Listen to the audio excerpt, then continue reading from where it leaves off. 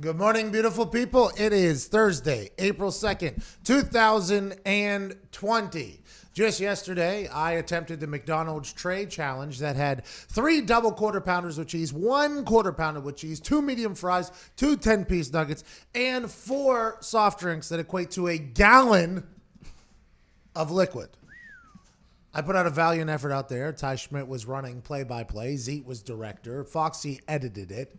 And the boys were an incredible crowd to chat in there. My lady brought me all the vitamins I could potentially need while still social distancing. And I'll tell you what, when I first looked at the picture that dude tweeted of the food on the tray, I thought to myself, that seems easy. That looks like a potential McDonald's meal order at 1:30 a.m., 2 a.m., 2:30 a.m., maybe even 1 p.m., depending on how the day is going in the past in my life. I was wrong. Hey, I was wrong. That thing was a kick in the ass.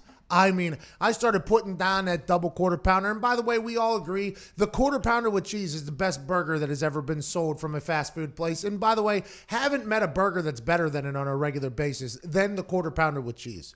The meat, the diced yellow onion or chopped yellow onions, the bun is good. I mean, the quarter pounder with cheese is a homer. The double quarter pounder with cheese is too much meat. McDonald's needs to take it easy and take that meat out of there because they're ruining a good thing. I got done with that first double quarter pounder with cheese where I put one of the medium fries in there. I got done with that and I knew I was in trouble. That was 4 minutes into the hour-and-a-half marathon. And I was like, wow, that's a lot heavier than I thought it was. I pushed through, though. I ended up swallowing the entire gallon of unsweet tea, which that cannot be underestimated because every time I burped, that iced tea was the first thing coming out potentially. And there was 4 to 5 almost puking situations, obviously, whenever you eat a double quarter pounder with cheese, then another double quarter pounder with cheese, then another double quarter pounder with cheese, and then 12 nuggets, a medium fry and a half, a gallon of unsweet tea, and then what you have left there is 8 nugs, a half a medium fry, and 1 quarter pounder patty that was just sitting all by itself. I had about 22 minutes. Could I have put that down? As soon as I went to smell the one thing, I couldn't even do it anymore. I'm not sure I'm going to be able to eat McDonald's ever again. It is a bummer. It is a shame. That McDonald's trade challenge, I thought I was going to absolutely crush. And with about 20 minutes left in the whole thing, if you want to watch now, I don't want no spoilers. Close your ears if you haven't seen yet. I puked all over the place. I puked all over the place. Great cut by Zito to cut away from the close-up to the far shot because I guess YouTube would have gave us massive problems if we would have just stayed close on my puke. There's nothing we could do, though. My eyes were watering. My nose was running. I was sweating at one point. Last night I couldn't even sleep because the body was so achy because I had sodium just radiating from every single pore that I had. So I was up late last night. I've taken about 7 to 8 grumpies since then, and I feel a little bit better, and I'm pumped for a good Thursday, April 2nd. And if you attempt the challenge, by the way, I don't think I'm supposed to tell you to do so because it obviously made me puke all over the place, and my body was shaking last night and all that stuff. And supersize me was an issue. I think anybody saw that. But if you do attempt it, and you're one of these people tweeting me telling me how easy it is, I'm excited for you to give it a go. If you're not a professional eater, I don't think you have a chance with that thing. It's a gallon of whatever drink of choice, a gallon of liquid just sitting in there. And then you're just dumping nugs in there and fries in there and then meat, 1.75 pounds of meat in there. I mean, a lot of bread, let alone the bun. And I mean, I don't know how, if you're not a professional eater and you don't have that thing where you can control your stomach, where you can like stretch a rat and stuff like that. If you can't do that, I don't know how anybody completes that. And by the way, hand up, I was completely wrong. But I'm not wrong about this. Today's show is going to be a good one. In 10 minutes, we have Clyde Christensen joining us. If you watched the game last night between the Denver Broncos and the Indianapolis Colts, a team that I was on, the Peyton Manning return, it was on NBC Sports last night. They have a football week on NBC Sports highlighting the best games that NBC has aired, I think, over the last decade or something like that. Anyways, it was the Peyton Manning return game. It was the most watched regular season game in history up to that point. And there happened to be a little bit of a tackle that happened on the sideline of a Olympic sprinter returner for the Denver Broncos who happened to be 5'5" and larger punter that just blind squirrel found a nut and tackled him. Anyways, I was watching that game. Big moment. Loudest Lucas Oil Stadium has ever been in its entire existence, in my eyes. I might be wrong. Maybe somebody will come in and say, well, you remember when we beat the Patriots or something like at home way back in the day? Maybe. But that game was just an incredibly loud stadium. I mean, Peyton Manning was coming back home. This entire place loves Peyton, but they felt like they had to put on for the Colts. It was a beautiful environment. And for like 4 to 5 minutes in the first quarter, they had an entire special, basically a highlight reel of Clyde Christensen in the lower left corner, which at the time he was quarterback coach of Andrew Luck. Then they had Peyton Manning's highlight reels from whenever he was with the Colts, which there was a plenty. And then Reggie Wayne on the lower right corner. Clyde Christensen was a guy that was behind the scenes, one of Peyton Manning's favorite humans to ever exist. Incredible quarterback coach. He worked with, obviously, Peyton. He worked with Andrew. He worked with Carson. He's basically been all around. And now he's being tasked to work with Tom Brady in Tampa Bay as a quarterback coach. 64-year-old man. Every human that has ever met him loves him. I'm excited to hear Tampa Bay's approach with this whole thing. Are they sending Tom Brady Bruce Arians' playbook? Or is Tom Brady sending Tom Brady's playbook back to the Buccaneers with no offseason, no real prep going into other than training camp? Whose offense is going to have to learn who here whenever it comes to Tom learning a brand new system for the first time in 20 years? Or is it going to be the Tampa Bay Buccaneers offense, 10 other guys, or at least, obviously without the backups? Are they going to have to learn Tom Brady's offense? How are they doing it? Are they FaceTiming? I'm excited to chat about that. What made Peyton great? What made you excited about Tom Brady? Clyde Christensen is a guy that is plugged in the NFL. One of the greatest coaches you've never heard of, and a friend of mine. If you liked the Red 18 story with Peyton Manning, the only reason I was invited on that trip is because Clyde Christensen told Peyton to invite me because he thought I was electric. And we got the Red 18 story out of that and all she wrote. This guy is a good friend of mine. I'm very, very thankful he's coming on. He doesn't talk to anybody. So I'm pumped for him in about 7 minutes. And then in the second hour, we have Brockers, D lineman for the Los Angeles Rams, who just signed a deal with the Baltimore Ravens for 3 years, $30 million. Then it comes out that since they can't give him a physical and there's a question about his ankle, they rescind the offer. He goes and makes a deal with the Rams to go back there for 3 years, $31.5 million. His hurt ankle made him $1.5 million because the Ravens couldn't sign him and wouldn't sign him, and the Rams took him back. Wild scene. I don't have the Rams have any money for that. We got a big day, though. Let's get to it. Evan Foxy, please play some Chase Rice. It's the perfect occasion for a little vacation from the heart of the nation. My young medication. 2 hours of magic, let's give it a go. Ladies and gents, it's the McAfee Show. It's the McAfee Show.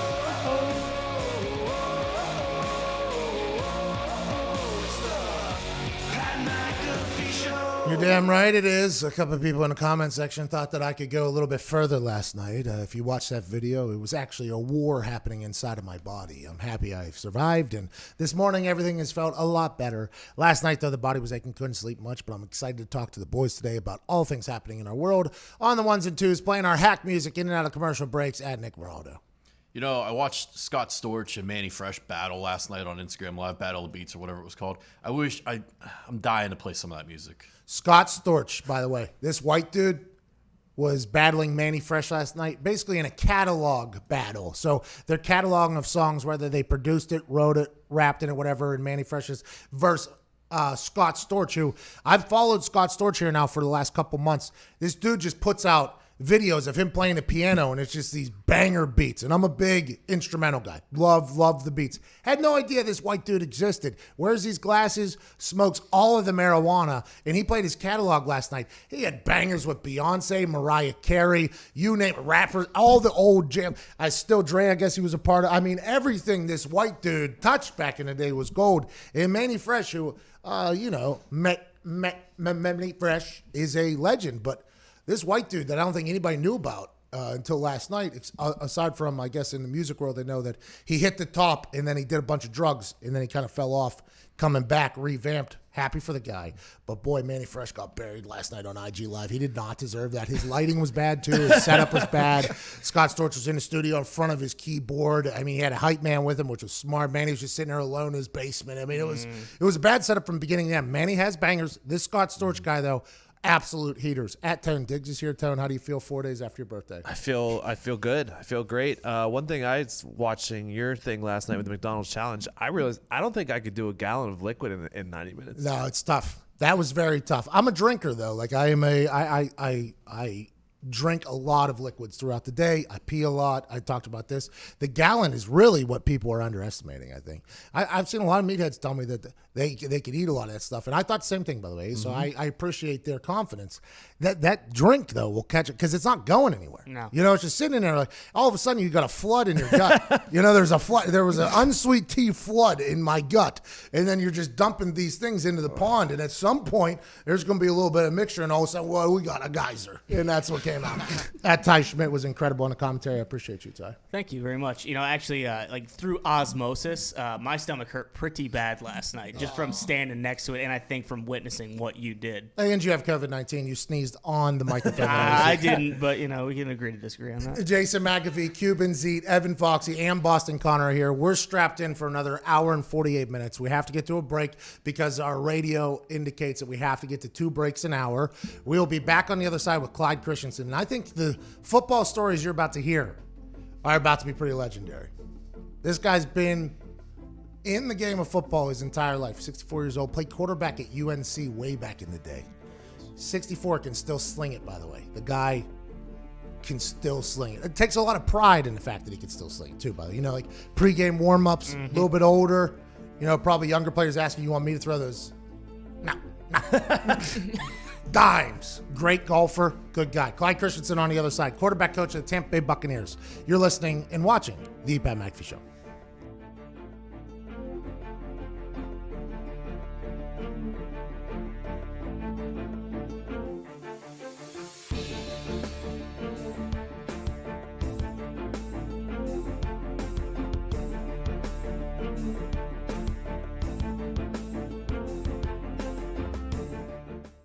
I think everyone always wanted to know who's responsible for the dynasty in New England. Was it Bill Belichick or was it Tom Brady? And we're going to get a glimpse of that this year. What do you think? Listen, man, it's both of them. everybody asks me all the time, it's hard for me to separate the two. Bill developed Tom, but Tom played the game at the highest of levels. You saw it up close and personal, Pat. The way this dude, especially in crunch time, played, being in that huddle with him, I knew we were going to win. I knew every time I stepped on the field with Tom, we were going to win because we were more prepared and we had a guy quarterback who just had a killer instinct. That's what everybody thought, by the way, whenever he got on that field in the playoffs with, a minute 20 left or something like that, down whatever it was. And it ended up being a pick six as his last play ever as a New England Patriot. Ever. Yeah. And there was a lot of conversation of he will not let the pick six be his last play as a Patriot or whatever, or anything like that. I think he was moved on from the Patriots. I don't want to say that he wasn't giving his best effort last year because I think he was. Tom Brady's a competitor. There's no way he's not going to go out and show out whenever he's on the field. That's just because he views himself as a sixth-rounder. I think he was mentally preparing that this was his last season as a Patriot in the middle of the season. Now, he said it didn't happen until after his visit with Kraft. Do you view that the same way? I think this was kind of like, I'm getting the hell out of here. I got to go see if the grass is truly greener somewhere else after this. Absolutely. Pat, you got to understand the last deal that he did, he put in his contract that he couldn't be tagged. He couldn't be tagged again. So if you put that in your contract, aren't you already kind of thinking ahead like, all right, I'm putting the expiration date on the Patriots, and I'm looking forward to something else after my time with the Patriots. So I agree with you, man. I think during, even before last season, I think his mind was already set on, you know what? It's been great. It's time for me to move on. I think so, too.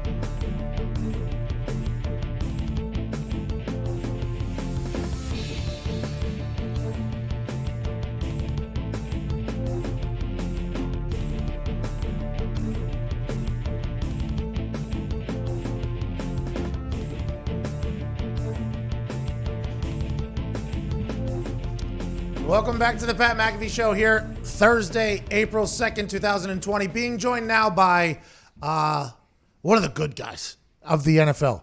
A man that was a coach, has been coaching football, let me get this Wikipedia right, since 1979. Wait till you see him, though. Wait till you see this guy. He looks like he's like 31. He does. He's incredible. The man is the quarterback coach for the Tampa Bay Buccaneers. He was with Peyton Manning in the Indianapolis Colts for, almost a decade at this point. The guy's just a living legend. Everybody he talks to likes him. If you enjoyed my Red 18 story, he was the reason that I was invited on that golf trip. Ladies and gentlemen, Coach Clyde Christensen. Yeah, let's go, Clyde! Clyde!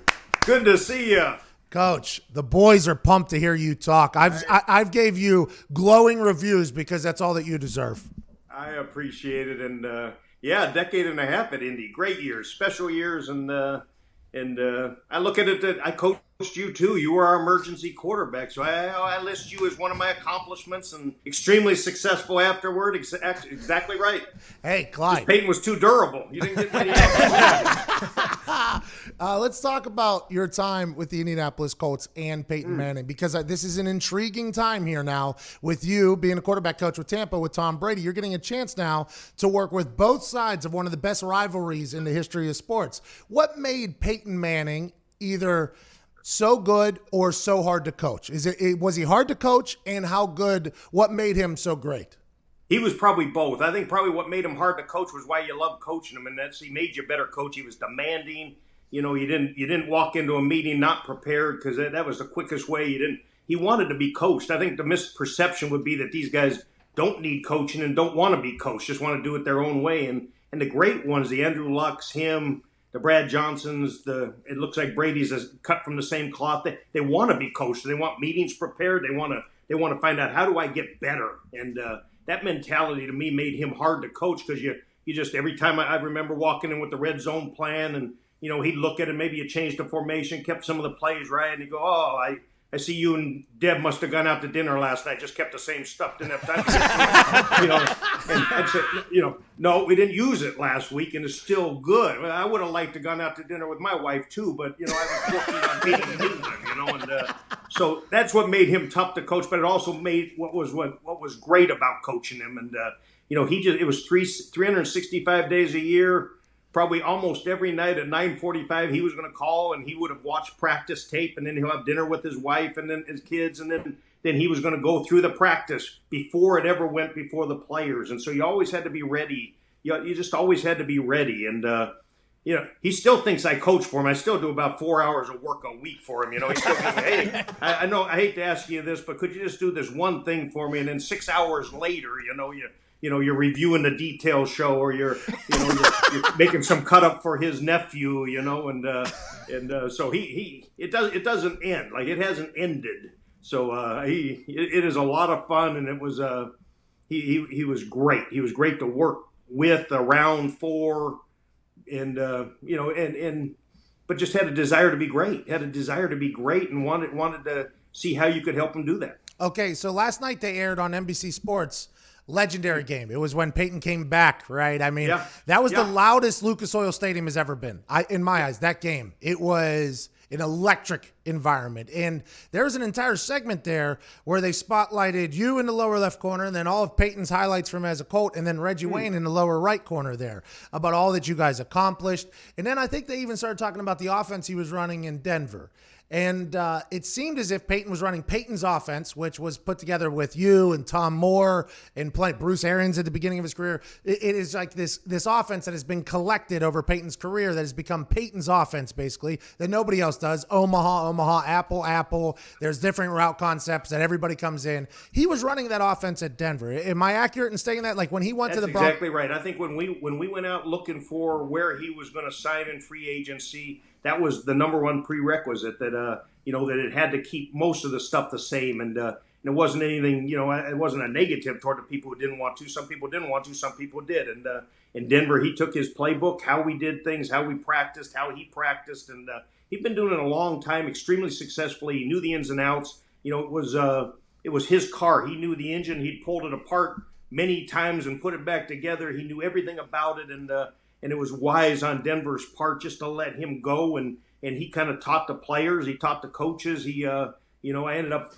talking a lot with Adam Gase, who was the offensive coordinator at that time, and they did a great job kind of integrating the thing. But it was really just Peyton and his playbook show up on the doorstep, and here's how we practice, here's how we do things, and then they tweaked and they found some middle ground on it, but it was his offense, and that was one of the huge advantages. Everyone talks about not developing quarterbacks nowadays, but these young quarterbacks have 5 offensive coordinators and 3 systems in the first 5 years, and the next thing you know, they get tagged a miss or a failure, and just don't give guys a chance to develop sometimes. And Peyton, Tom Brady, same offense, all those years, you get a chance to develop and get good at something, and I think that's part of our issue, that we just change staffs and offenses so fast that some of these young quarterbacks, it's difficult.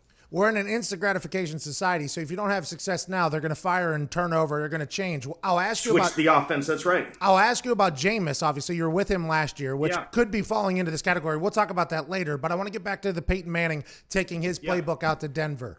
He had a lot of success at Denver. It seemed like that place was able to transition into the Peyton Manning style environment, culture, offense. He broke records there. He won Super Bowls there. Had a lot of success. Now you're getting a guy that's been in the same offense for 20 years coming down to Tampa. Yeah. There's no OTAs. Right, we're assuming there's going to be no OTAs. That's right. What are you guys doing with Tom? Is Tom going to have some influence on the offense? BA's offensive style obviously is its own thing. Is it going to be a meshing, a gelling, and how will you teach each other that? Like, how will that happen in this environment? Yeah, one of the things we did while we were in the process of evaluating was BA just said, hey, that rather than teaching 21 guys the New England offense, we're going to teach one guy our offense. So the foundation will be Bruce Arians' offense. And then what we think will happen, which happens with all these great ones, is Tom Brady will come in and make it better. He'll see some things. He'll tweak it. He'll have a few favorite things. I just spent the morning watching his empty things, and you'll find, what does he do well? What's he really comfortable with? So it'll be a mesh of the things, but the foundation, how you call formations, how you do things, will stay Coach Arians' offense. And that was part of the negotiation. Hey, that was one of the things that was non-negotiable as far as the guys we were looking at, that we weren't going to change the offense. We've been here 1 year. We just got this thing put in. Guys have just learned it, and so Tom will, and he's been outstanding. Hey, just tell me what you want to do. That's been one of the really impressive things about it. Just tell me what you want to do. I'm going to learn it. We're going to do it, and I'll give you, if you want my ideas, I'll give them to you, which we obviously do. What number doesn't matter to me. And even, just that's what's been extremely impressive, which for guys like me and you's hard, that I had never met Tom Brady. All those times we played him, and, I came home and I said, I think everyone, and he found, meet him, and he's a nice guy and humble, and they've all been taught to kind of hate anything New England. So we're going to have to watch our tongue a little bit, not let anything slip out of there. But, he has been tremendous as far as just his attitude. He just wants to just give me a jersey. Doesn't matter what number's on it. Give me some offense, and let's go try and win games. Whenever I mentioned your name for the first time, I think it was last week or a couple weeks ago, and I said, if Tom Brady ends up at Tampa, let's assume that Peyton and Tom, whose friendship has budded, right? And they're golfing in Jim Nance's backyard. I'm not sure there's too many people that can relate to each other better than Peyton and Tom. There's not a lot of people up in that rarefied air. I guess Tiger Woods is up there. There's other people that are up there.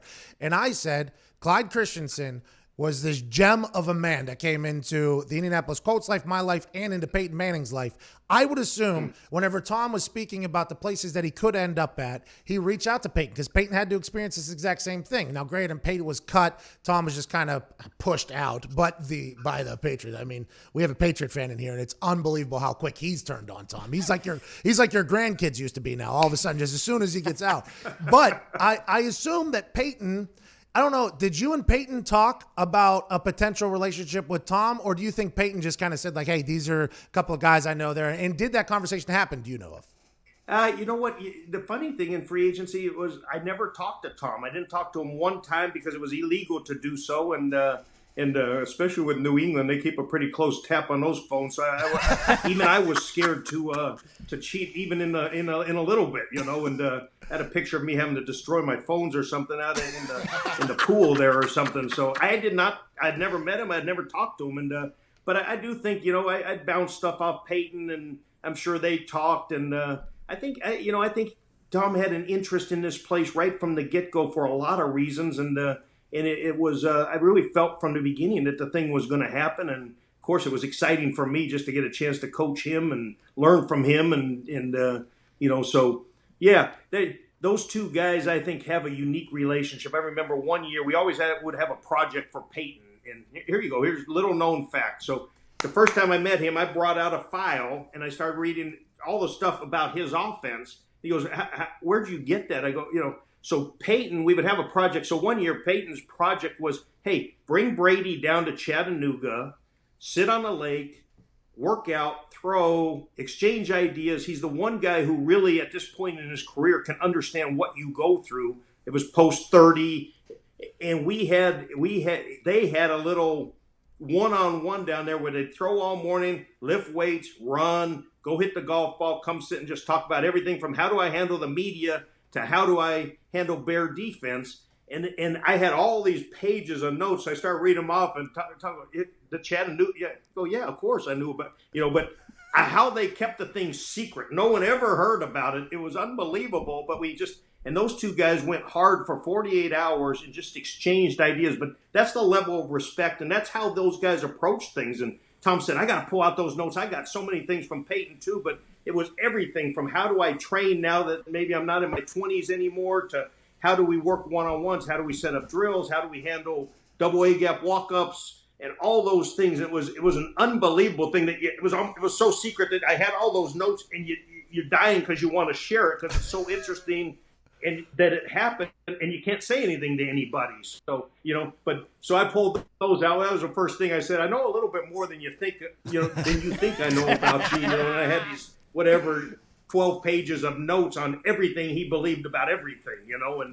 And how they did things, and so. But those, just the story to just show how those two guys think and how they're wired is rare and really unique.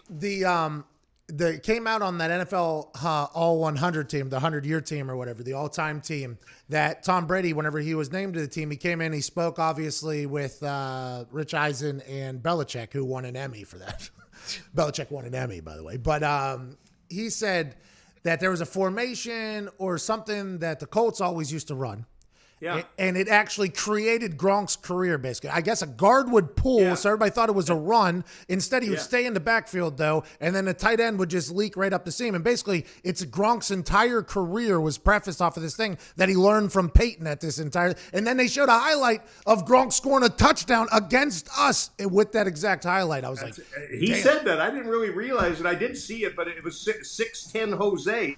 Dice rate 6'10" Jose, and that happened at that same place, sitting on the side of the lake and probably having a fluid or two and just talking and exchanging some of their ideas. And but he said the same thing. He said it was the best play they had for Gronk. And you saw Dallas Clark catch a trillion of them, right, ripping up the middle of 2 deep and seams on 3 deep and off a good play action fake with a guard pulling. And very few quarterbacks can do it because you're exposed. You're releasing 4 guys off of a turn your back play action fake, and you've got to be pretty special to be able to turn your back, flip around, hit someone up the seam, and understand where all the defensive players are. But obviously those two guys being the best in the business, were able to do that. But at 6'10", dice rate 6'10" Jose, so that they got a lot of mileage out of that thing, as did we.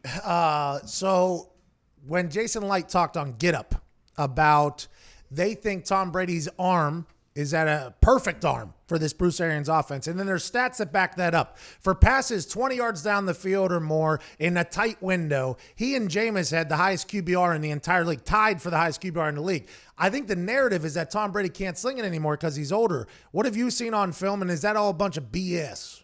Yeah, so it was fun to do, free agency this year. The first guy I wrote, it was in alphabetical order, so I'm writing up Tom Brady in free agency like you do every year. And answering the questions, do you think he can be a starter in the NFL? Can he start for us?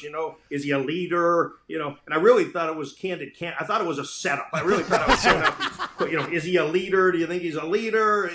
But we did him like everyone else. And so I watched every throw of his for 4 years and couldn't see any drop off whatsoever. Anyone who says that he can't, just is talking. They haven't watched the film that he makes every throw. Now, some years they had fast guys, Moss, and they threw that ball up the field. Some years they didn't. This year they didn't, and they threw more checkdowns and stuff. But every time he got his opportunity, that ball went up top and usually extremely successfully. And I think that narrative is dead off base. And if I thought that, we probably wouldn't have gone after him, that he is playing at an extremely high level. He took his physical. They said his joints are like that of a 30-year-old man. Avocado ice cream. He takes care of himself, unlike myself, and you look like you maybe put on a few pounds since I saw you last. I ate 4,000 calories at McDonald's yesterday for a challenge. I'm in a bad spot right now, Coach. But I am too. I'm with you. That's why I'm glad I'm just the headshot here. But but he takes such great care of himself. But there is nothing on the film that shows that he's falling off accuracy-wise, arm strength-wise. no one wants. Everyone says, well, he doesn't want to get hit. Well, yeah, I don't know the quarterback who really wants to get hit. He does. He has an elite clock like Peyton of.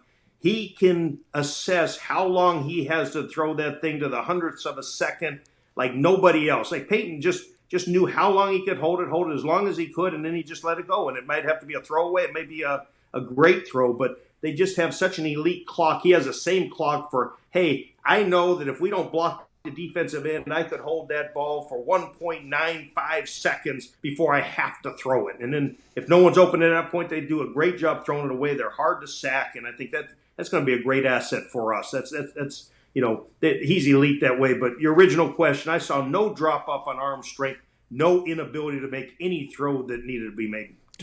You're still. And I felt the same about Rivers. I thought the same about Rivers, that I expected to see a drop off, and there wasn't. There really wasn't. Those guys are still playing at a high level. Good for you guys. It is alleged that the Tom Brady team was potentially seeing if there was an opportunity with the Colts, and the Colts said, no, we're moving on with Phillip Rivers. So not only did the Niners allegedly say, no, we have no interest, the Colts said no interest. A lot of teams said they have no interest in Tom Brady. I think you're getting a guy who might be older, obviously, but he eats that avocado ice cream. He's in a good shape. He knows the game better than anybody else in the league right now. And he's got some chips on his shoulder like he was pick 199 again. I couldn't even fathom the guy that's about to arrive in your locker room. No, he was fun to watch, and you could see a couple of times his eyes glaze over. He's serious about it. There's no talk about rebuilding or coasting in on his career. Like, this sucker's going to come in here. It's going to be great for our city. It's going to be great for our building. That's the thing about, you mentioned Peyton going to Denver, and person after person has told me the same thing. When Peyton walked into Denver, the cafeteria, the equipment room, you've seen it, practices, coaches, head coaches, GMs.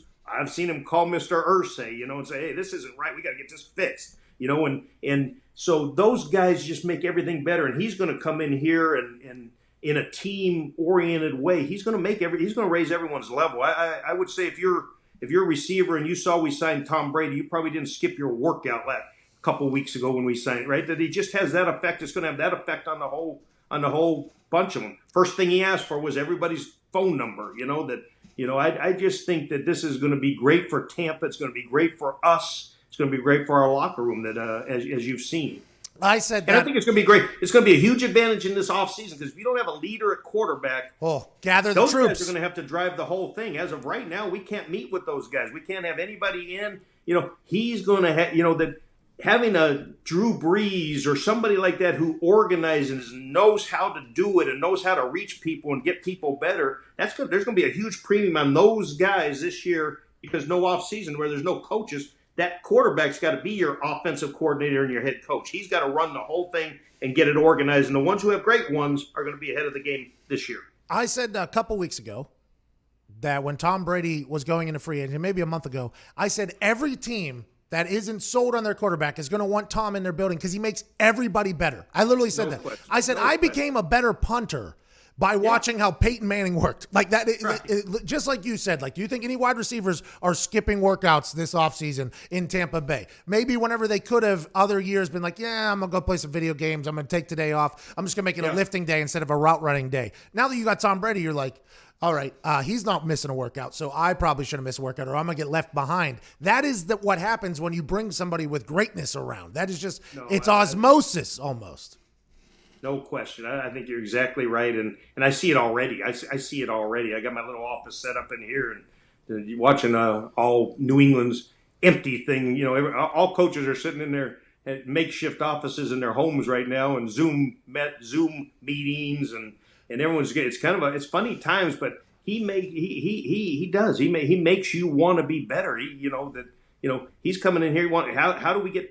My challenge is how do we get Tom Brady better? How do we get him 3% better? Good luck. I mean, how do we? That was the fun thing. Like has been the great thing for me is you have Peyton, who's kind of just starting to roll on his career, and then all of a sudden then it's Andrew, who's fresh and a rookie, and now this guy who has 20 seasons under his belt already, and hey, but it's still the same challenge for a coach. How do I get him better? How do we get, you led the league in red zone offense for 5. How do we get better in the red zone? Like, those are the challenges, and that's one of the fun things about coaching this position in this league, and the guys who we've had come across is that's a hard work. It's easy to improve, a 2-14 team. That's easy to find improvements there. But how do you improve the Tom Brady's of the world? How do you improve the Andrew Lucks of the world? How do you improve, the New England Patriots of the world, the teams that have won so well? And I think that's always a challenge, not to lose your edge. Not only not to lose your edge, but how do we keep challenging them and pushing them?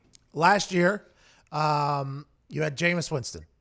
Jameis, incredibly talented player. Now, Bruce Arians said in an interview, he said, this is a very wild offseason, basically. We would have re-signed Jameis if Tom Brady wasn't available. I mean, Tom Brady is the guy, basically, is what Bruce Arians. He said, and also Teddy Bridgewater was also a free agent, so there was a decision that was going to have to be made there. And then Jameis Winston. Everybody talks about how Jameis threw 30 interceptions last year. And then that's why no franchise is willing to give him this long-term deal, because you can't win games sustainably in the NFL if you turn over the ball and everybody's scared. But what your point was in the very beginning of this thing is, if you have a new offensive coordinator every year and you don't get comfortable, how do you ever find that time to get comfortable? Do you think Jameis will find a place, get comfortable, and become an elite quarterback in this league? Or do you think it's going to be difficult at this point? I do. I think he's going to become an elite quarterback. He works. It was a shock to me. I had never met him either, but he is a humble. He works every bit as hard as Peyton and Andrew did. I mean, he works. This guy overworks, probably overtrains is probably one of his problems. But I really think it's going to click. And I do think he is, hopefully he lands in exactly the right place. I trust God that he'll get to the right place. And, same thing. This is not a fun league. It's not fun to be the quarterback on a losing team, right? That is not fun. And especially to be the first pick in the draft. And, the city thinks you're going to turn the whole franchise around. And, and it just doesn't happen quite that way. And then, so I really think for him, he's grown as a man. I am fired up for him. I love Jameis Winston. I loved every minute working with Jameis Winston. I really believe he's going to get the right chance at the right place. And then all of a sudden, maybe like Ryan Tannehill, that, it may take backing up for it. Who knows what the scenario will be, but he will rise to the top. I think he's a starting upper echelon quarterback in this NFL. And I do think he's going to get these interceptions under control a little bit. In some ways, for the first, I feel like I failed him a little bit as a coach. That you take that personal. That hey, I didn't get it done. I didn't help this kid. This kid's better than 30 interceptions, and we didn't get that done. And that I'll have to live with. But I really do. He is a great kid, and I do think he's gonna. I think his career is long ways from over. I think it's all ahead of him. I think the good stuff is all ahead of him, and some of his were self-inflicted, he would tell you, early in his career, but he's maturing. He got married last Friday and married his high school sweetheart, and he is off and running. And I really believe that with all my heart, that he's gonna be really a good player. Those bear crawls look terrible, but I hope you're. I trust. They did look terrible, especially for a guy who had a little separated shoulder back in his past. But like I said, so, it's hard to tell these guys sometimes. But I really do. And don't.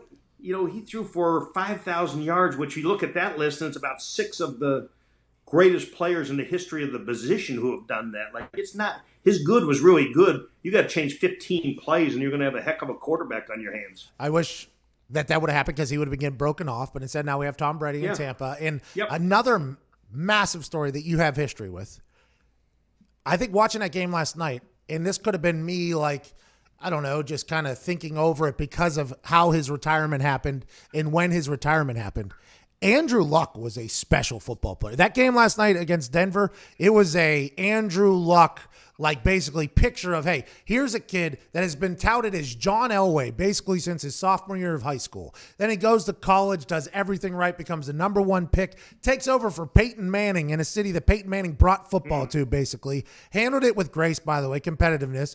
I think he was too nice of a person. That's neither here nor there. I think he should have held a little bit more people's feet to the fire in around him. I think that is something that Andrew Luck would even admit that he did. But on the field, and I kind of took it for granted, I think, I got to witness some real greatness from that kid. Him retiring out of nowhere. What was that like for you to see? How did those conversations go amongst you and your coaching friends that obviously know Andrew Luck very well? And what do you think Andrew Luck's future is like? I was in shock, and every once in a while, everyone like you, right? For a couple of years before, I'm not doing this for a long time. I'm going, relax. You're gonna, just and then all of a sudden you did the same thing. You retired at the peak of your career, as did Andrew, and But great player, great human being. Talked to him last week, and one of the great things about this profession is just like this. I look forward to this. Just seeing Me too, you by get the way. reconnected, and but Andrew, to see him now as a husband and a father, and last year went out and saw Peyton's twins playing in a little playoff coaches pitch baseball game. I mean, that's where you get the charge. Like the football's the football, but seeing guys grow up and staying connected and the relationships that come from this thing, it was pretty darn special. And Andrew was that guy. Andrew, in my mind, could have been as good as anybody. He was such a good athlete, deceivingly good athlete. He was elite worker. He was obviously brilliant. And I think every year I just would be shocked that he'd do something that would shock me in brilliance-wise. We played up in New Jersey, and it was a New York Marathon, and we were going up with a bunch of guys in the orange outfits who had run the New York Marathon. They were speaking in a language I didn't know, and it was me and Andrew just kind of cowering in the back, checking into the hotel. And next thing you know, he's engaged in talking with all these runners in a different language, which I didn't even know what the language was. They all get off. I look and what just? He goes, I speak a little French, and. I forget if it was French, but he says, yeah, I do speak. But he was speaking fluently. I go, how many languages do you speak? Oh, not really, barely English. He almost was so modest. He didn't want anyone to know how smart he was, but he was a brilliant guy, and then I think he was just a unique leader. He was a lot like Dungy, that people just followed him. People followed him. He didn't have to scream, yell, cuss. People just followed him, and you saw that. He had a command of the locker room that people just played hard for him because you knew how hard he had prepared, and that's a huge part of it.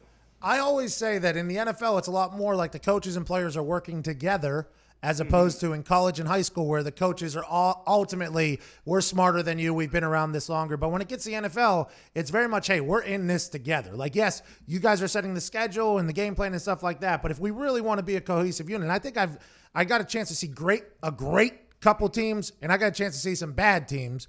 And I think the biggest difference was not only the camaraderie in the locker room, but amongst the coaches as well, and everybody kind of being on the same page. That coaching staff you guys have down in Tampa is an OG crew. I mean, you bring in Todd Bowles in there too. That defense goes from 32 to 5. You got Byron Leftwich, who's kind of the young guy of the whole thing. Tom Moore, is he still coaching down there? Tom Moore is still coaching. We had to run him out of the office the other day with this virus thing. He's in there watching some college quarterbacks for me, and I go, what are you doing? You're a high-risk guy. Get home. And he's in there watching. No one's in there, and he's just sitting there watching, some guy from Princeton or something, and I'm going, what are you doing right now? What are you doing? And but he is still going at it, still loves it, and is this a swan song? Hey, is it? We have 9 guys who – I worked for Bruce Arians in '82 at Temple. And we have 9 guys on our staff that either worked or played on that '82 team at Temple. So there's an unbelievable comfort, and then it just shows a little bit about Arians, and he just wants his guys around him, and he puts a premium on that and on loyalty, and for everyone to just rally and come back and want to coach with him just shows a little bit. But we have a great staff and a really comfortable atmosphere. I think the players really like it.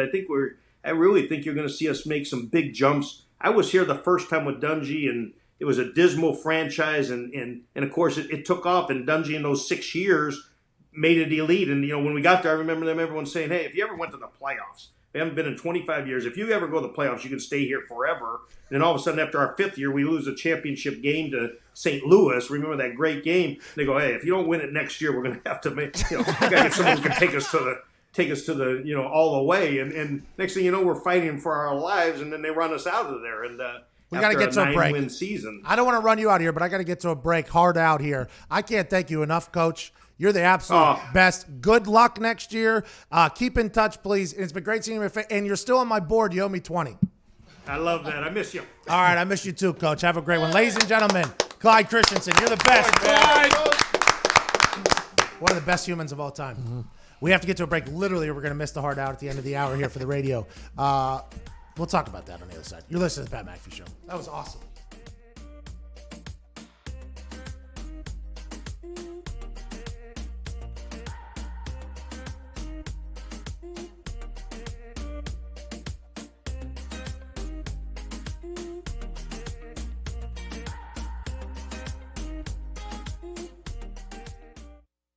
Let me tell you a little story about these statistics.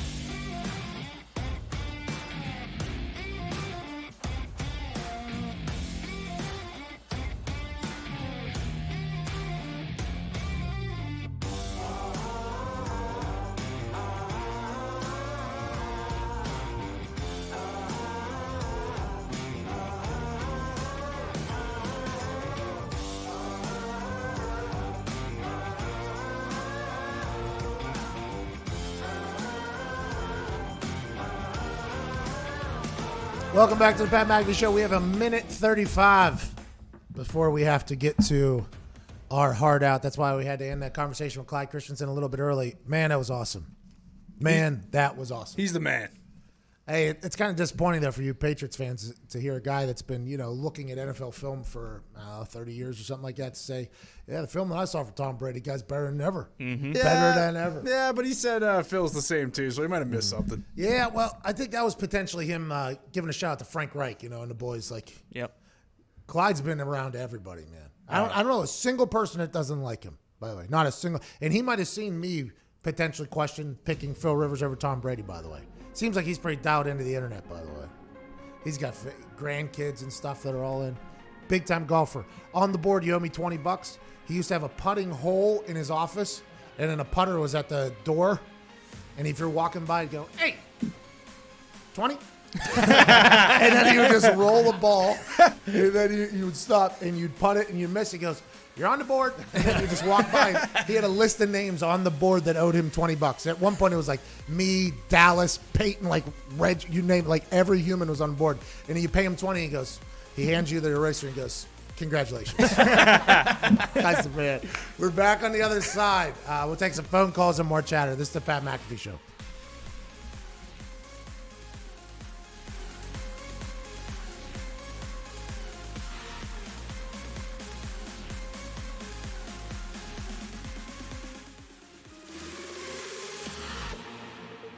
Welcome back to the Pat McAfee Show here on the YouTube. We appreciate you all so much for sticking around with us. We have to do a radio show, right? This is a simulcast of a radio show, so we have 2 outs that we have to get to in the middle of the hour, then a hard out at 54:35 Eastern Standard Time. So that's why the Clyde Christensen interview was abruptly ended when I had about 40 to 50 more questions. Now, the good news is he is in quarantine and he doesn't have anywhere to go, so we could potentially get him back on the show. But that guy is the absolute best. There's a couple things I'd like to talk about from that interview. Jameis Winston worked just as hard as Peyton and Andrew Luck. That's a little piece of information I don't think that many people have talked about with Jameis Winston. He also talked about Tom Brady and Peyton Manning's little summit down in Chattanooga, Tennessee that basically changed the course of both of their careers and made Gronkowski the host of WrestleMania this weekend.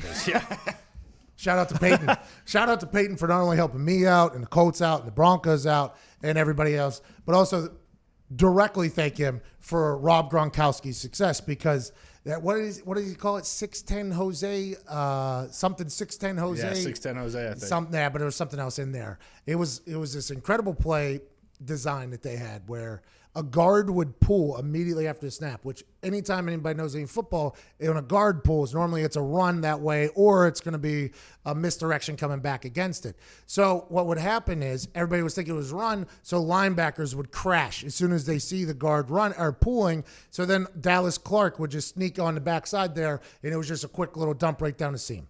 So then whenever they had this quarterback summit down in Chattanooga, that was 2 days. We just learned a little bit more. They were drinking on some fluid. They'd work out in the morning. They'd practice, and they'd golf, and then they'd hang out and talk football. Whenever he told Tom Brady that, they started doing that with Gronkowski, and Gronkowski became the best tight end of all time with it. I mean, it was just they started showing all of the plays that they started using it on. It was basically every highlight that Gronkowski had was basically because of this one. Good for, I guess, Tom getting that piece of information. Mm-hmm. Good for Gronk. I mean, now that I wonder if Clyde, whenever he was watching Gronk do that to the Colts, was like, Peyton and that. Did you have to tell him everything? I mean, could we not keep something sacred down there? Right. I mean, that's a right. They got that guy from Arizona, right? He's 6'6", right? He's faster than our guys. And you're going to tell him how to basically set this up for success at all times, right? I mean, how are you doing that? Peyton's like, we did get it was probably some other play that we got. We did get the blah, blah, blah. I mean, those two dudes, good friends, good football players at the top of the world. That was a good football conversation. I enjoyed that. Needed that, to be honest with you. Let's go to the YouTube comments, which is one of the most beautiful places on the internet, with our friend Zito hosting another segment called YouTube Questions. YouTube Questions. I think it's very interesting that you do count now because you said you counted yesterday, so you had to stick with it instead of just listening because it feels like that's a pretty similar sounding intro to this on a daily basis. Somebody told me I should do like the dancing thing, like a 1, 2, 3, 4, like count in, but I haven't done that yet. I just do the normal counting. Okay, you count to 32. That's your normal counting. Yes. What questions do we have from the YouTube that we can get to here? Yes. From Sage Hate. Right, Haight, don't know how to pronounce that. I apologize. If Pat could interview only one, who would he choose? Joe Exotic, Carol Baskins, or Doc Annell? Joe Exotic. All day. Carol Baskins and Howard Baskins are on a big PR run right now on their social media, on their Facebook, Big Cat Rescue. The cuck Howard Baskins had to come out and sit in front of a table for 10 minutes and talk about how this was a salacious, absolutely salacious documentary that painted them in a bad light. They were told that this was going to be like Blackfish against SeaWorld, and it was going to be about freeing cats in captivity that are in a bad place, and they quickly noticed that it was not the case. This was meant to make them look bad and then give innuendos and assumptions from non-credible sources, Joe Exotic, that Carol Baskins was ever a part of the 1997 disappearance of her ex-husband, Dawn. Now, Carol, Howard, the Baskins. We all know you did it. Did you see the OJ video? Oh, yeah. Even OJ knows you did it. Now, it takes one to see one, is what they always say. And OJ, I mean, that guy's social media is electric. There's no way he reads his notifications, but I'm thankful that he still puts out videos from a golf course and living this very good life that he always lives. And I'm just saying at the end of everyone, I mean, I watch everything. He gets me every single day. OJ Simpson just tweeted a video. I'm going to watch that video. That's just good internet is OJ Simpson talking about anything. Whenever he's saying that somebody's becoming Tiger Sashimi, I mean, it just takes, when there's murder involved with OJ talking on the internet from a golf course. I mean, it's just, there's layers of good internet. That was it. So I appreciate OJ Simpson. Carol Baskins bad. Doc, I heard he's not happy about the documentary as well. He kind of painted him to be this polygamous cult leader who probably drugged people. But I mean, he's his own situation. But if you get a chance to talk to Joe Exotic, I mean, obviously a terrible guy. The guy did a lot of terrible things. I think he's being framed for this, aside from the court case that said he definitely talked about somebody going down a murdering camp. I think Joe Exotic's the guy I'd like to talk to. Final answer. We have to get back to our radio show.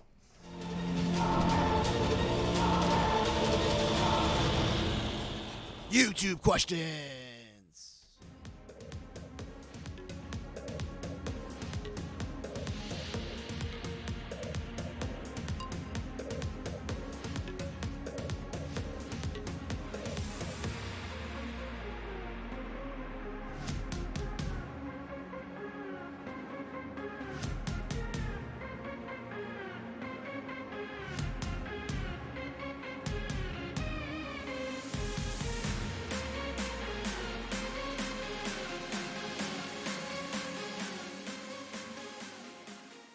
It's the perfect occasion for a little vacation from the heart of the nation. Not your medication, 2 hours of magic. Let's give it a go. Ladies and gents, it's the Pat McAfee Show. It's the Pat McAfee Show.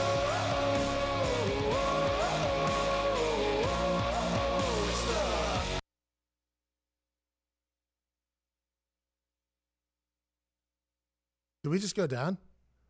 We're back. We're back. What happened? Seems like we got spiked. Jeez. Welcome back to the Pat McAfee Show. Everything in our studio just went down. It is Thursday, April 2nd, 2020.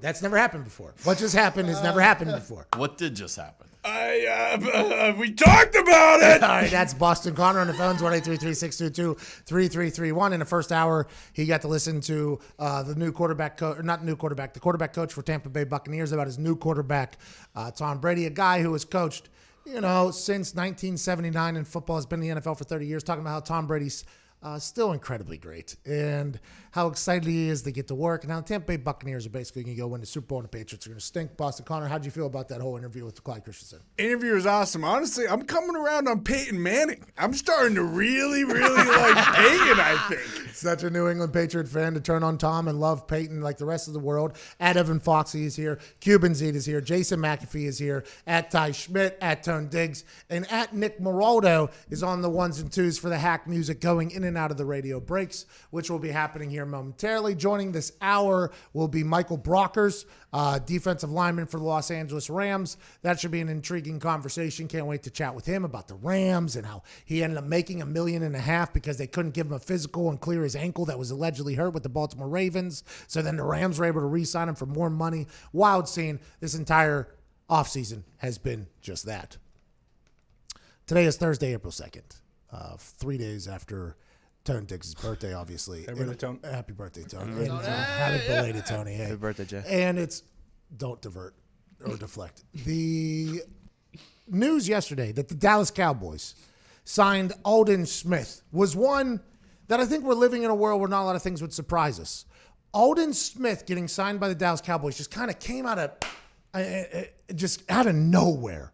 The Dallas Cowboys, the next news we thought we were going to learn from the Dallas Cowboys is that they either signed Dak Prescott to a long-term contract to officially and properly be the face of their franchise, or Dak Prescott signs the franchise tag. Now, I understand that there's a lot more things that you have to do with the team other than sign your quarterback, and the Dallas Cowboys have been a shining example of that. They've given Ezekiel Elliott a lot of money within the last year. Amari Cooper, a lot of money within the last year. La'el Collins, a lot of money within the last year. Jalen Smith, a lot of money within the last year. Did I miss anybody?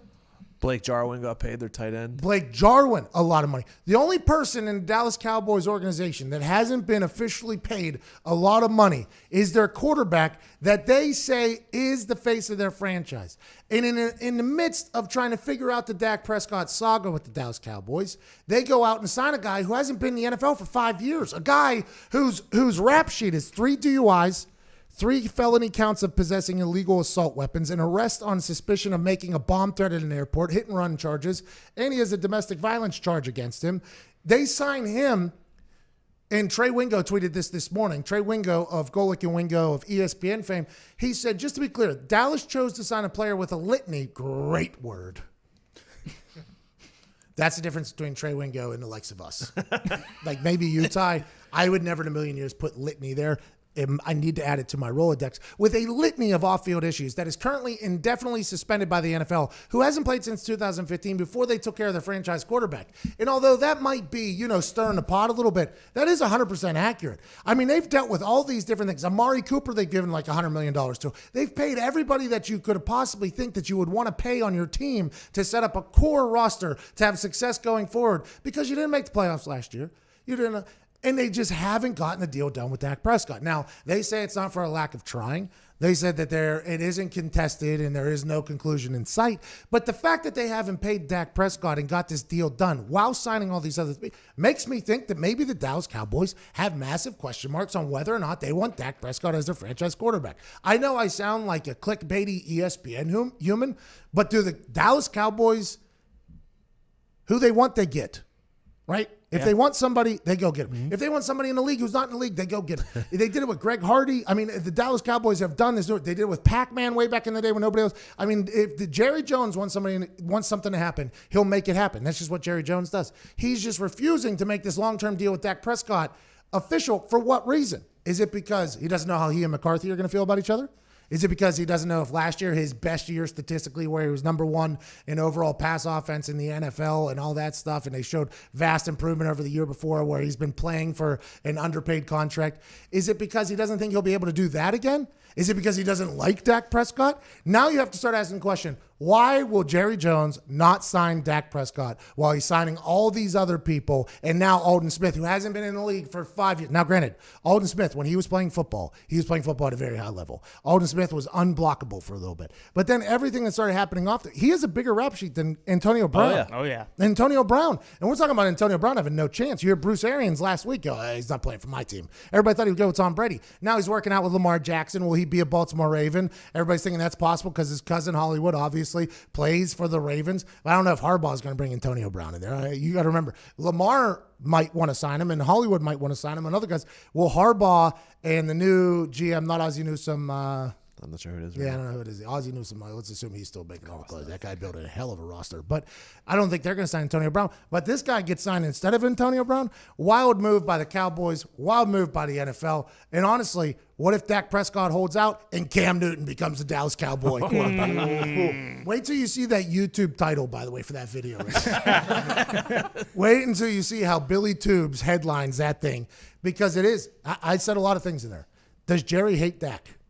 We don't know. Seems like it. Jerry says he says he likes him, says he loves him, says he appreciates him, like a son. The Dallas Cowboys are a family. Well, this guy's been playing for you for nickels and dimes compared to other quarterbacks, and you just won't sign him long term while you're signing all these other things. Do you hate him? Do you not like him? Do you not think he's a franchise quarterback? Or are you just hedging your bet on one more year with a new head coach, which are all viable options? I just have to ask these questions as a person that hosts a show in the middle of quarantine about sports. Now, will Cam Newton become their quarterback and take less money than what that franchise tag is, whether it's $28 million or $33 million? I would assume you could probably get Cam Newton for $15, $20 million. Cam Newton as quarterback for the Dallas Cowboys would be a lot of fun. But is that going to run the Mike McCarthy offense? I'm not 100% sure. What are they going to do down there? There are quarterbacks that are on. Jameis Winston, for instance, is another guy who can sling the pill. Now, I don't know if he can extend plays. He can sling the pill. Will they resort to going to another quarterback if Dak won't sign the franchise tag and they can't come to an agreement? Will they resort to sign another deal? And what would Dak do? Just sit out for a year and then he gets broken off next year? This is a wild scene in Dallas, and Alden Smith being added to it is beautiful. It's hard for me to believe, as reported, that the biggest issue with this deal is between 4 and 5 years. Like, if you're the Cowboys and Dak wants 4 years, then give him the 4 years. But it seems like, unless it comes out that Cowboys are offering $35 million and Dak wants $40 million, I think the Cowboys just don't like Dak. Cowboys don't like Dak. Does Dak know that? I think he's learning. At the very least, they definitely don't think he's worth what he's asking. Which, by the way, talked to Triple H yesterday about how this works in his field. Some people obviously think they are at a level that they might not be because they choose to surround themselves with like-minded people who think the same exact thing as them, right? You can mute people on Twitter that don't agree with you. You can block people out of your everyday life that don't agree with you, so you're only in one-track mind. So maybe the Dallas Cowboys are thinking that Dak is only surrounded by people that are telling him he's great, but I think everybody's kind of on the page that Dak Prescott is a very good quarterback at this point and deserving of some cash, and I think he's been underpaid. So I think, I don't know if that's what Jerry thinks, like, hey, you're not as good as literally everybody thinks you are. Hey, you're not at worth exact what you think. But how do you pay somebody $35-40 million if you don't? I mean, if you don't like him, does Jerry Jones not like Dak Prescott? I mean, these are questions that have to be asked. Do they not like Dak or want Dak to be a Dallas Cowboy? Do they want Dak to go somewhere else? Hey, find another team. Is that what they're saying? Alden Smith getting signed. And maybe I wouldn't even thought of it the way Trey Wingo put it out there. But since I saw that, now I have to kind of wonder, like, is that how they feel? Well, and they definitely haven't done themselves any favors by giving all this money to all these other guys. I mean, that just makes Dak feel even more underappreciated. And it's like, at this point, why wouldn't you be like, all right, screw you guys. I'm going to get every dime I can get out of you. Is Dak playing in the XFL? He might. Yeah. He might have too much Jason Garrett in him. Renegades need a new quarterback. Oh my God. So do the Houston Roughnecks too. Yeah. And the Battlehawks.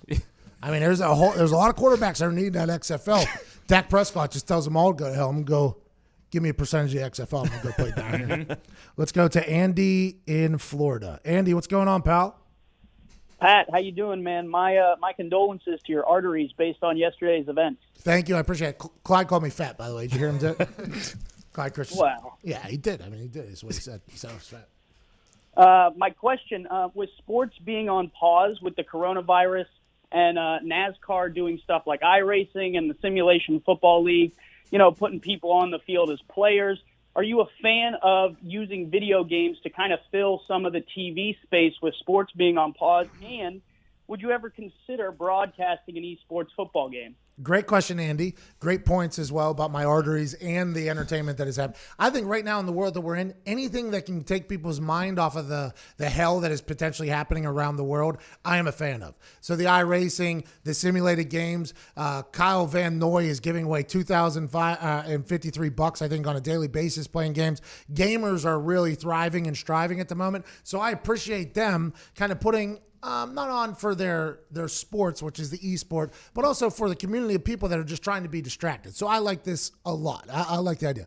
Now, granted, me watching it, I want to punch myself in the face. I can't get into it. I don't know. I wish I didn't play video games growing up, so maybe that's my problem. I used to watch Jay and his friends play Halo and stuff, and I would hate watch it. Like while watching it, I'd be like, well, why don't you go? I'm out of here. I don't enjoy it personally, but I have found myself watching clips of that iRacing that NASCAR is doing. I assume IndyCar is going to try to get involved if they haven't already. I have seen clips of it, and I respect it, and it makes me think, aside from some races get up 150, 200,000 people that come to it, most races have next to nobody going to them, but why isn't this potentially the full-time racing? I mean, if their numbers are up, and you don't have to risk losing $1 million every time your car crashes, and people are still...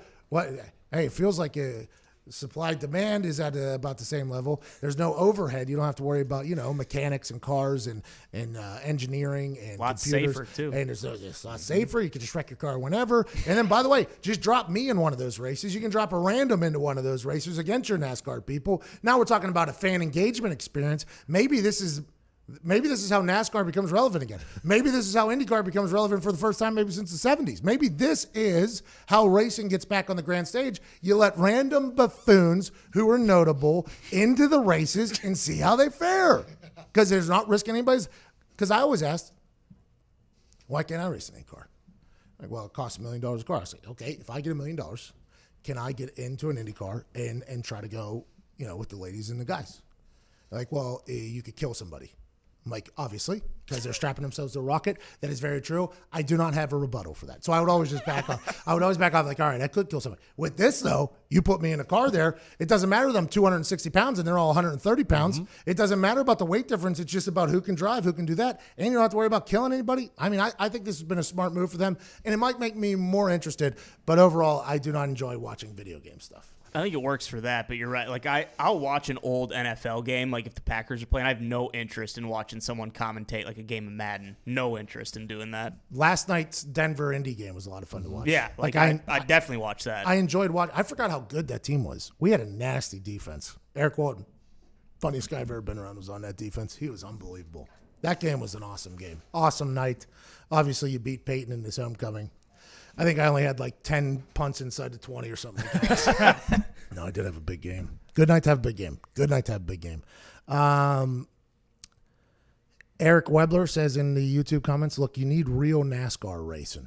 No, you don't. Nobody does. I mean, we have a lot of listeners in the South that are listening to this radio show, and I apologize for saying that, but boy, that sport stinks. I mean, unless you're just going to blackout in the sun, which I appreciate fans that do that. Like, I used to be that guy on a very regular occasion. I've done it in Indy. I've done it in Talladega. That's Eric Church. I've been drunk at a lot of races, and I understand that is the only way to truly enjoy that. And back in the day, Diggs' family, my family, used to watch the races. Those days are long gone now that there's actually entertaining things that are happening in the world on a regular basis.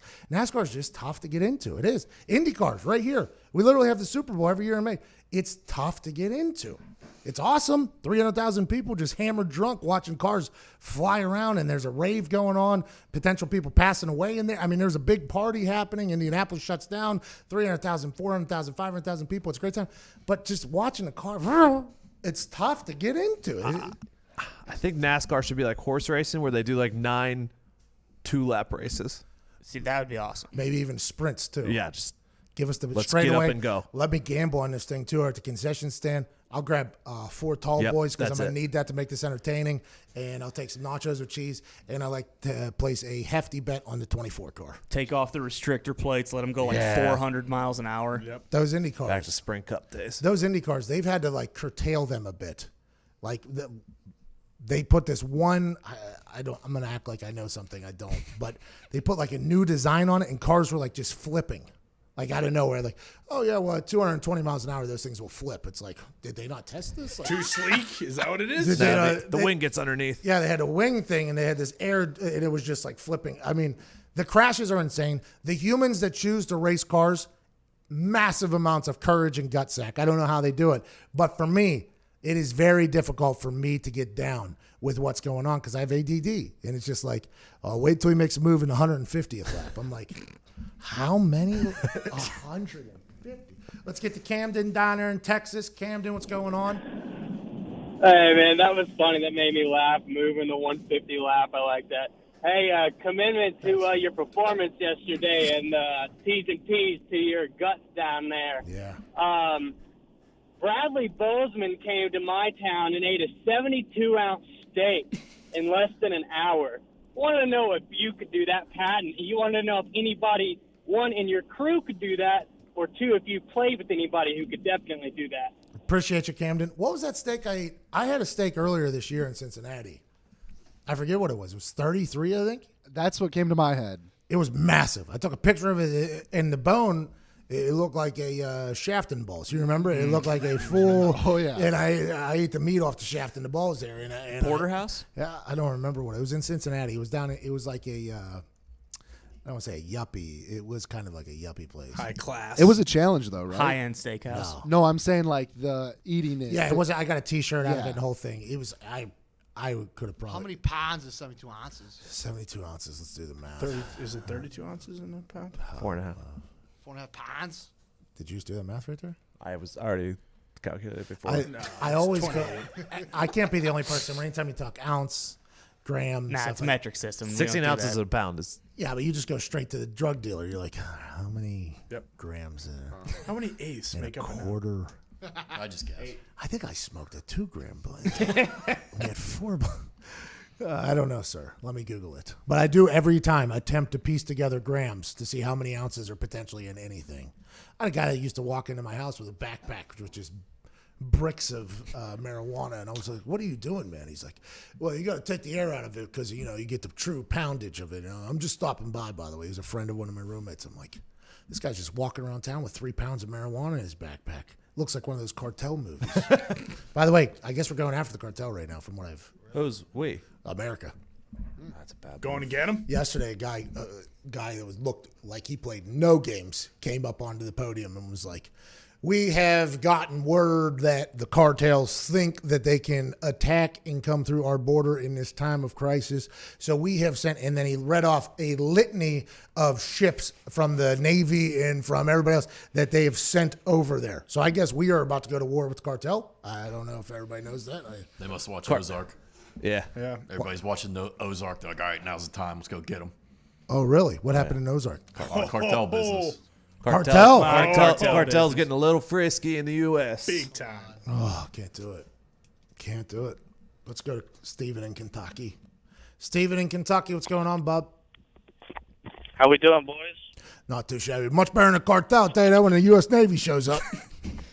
Just right. Shout out to my wife watching this from work with them old whites in the office. What does she do? Is it essential? Is Kentucky playing by the rules here? Or you guys just kind of a wild place down there? Well, for sure it's trying, but Louisville thinks that they're going to hold some parties in the streets and ignore They got to him. Not going well. They got Louisville. He said it better than we could have said it. Not going well. That phone call. I think he was on to something, though. He had good energy. Yeah. He shouted out his wife, who was at work. He came in with, he had a little draw there, and then just half of his sentence just dropped off, and he came back and said, not going well. I couldn't have said any better, pal. 21 minutes after the hour here. Do we have to get to, is this our first break? Mm-hmm. Diggs has to read something. Are you?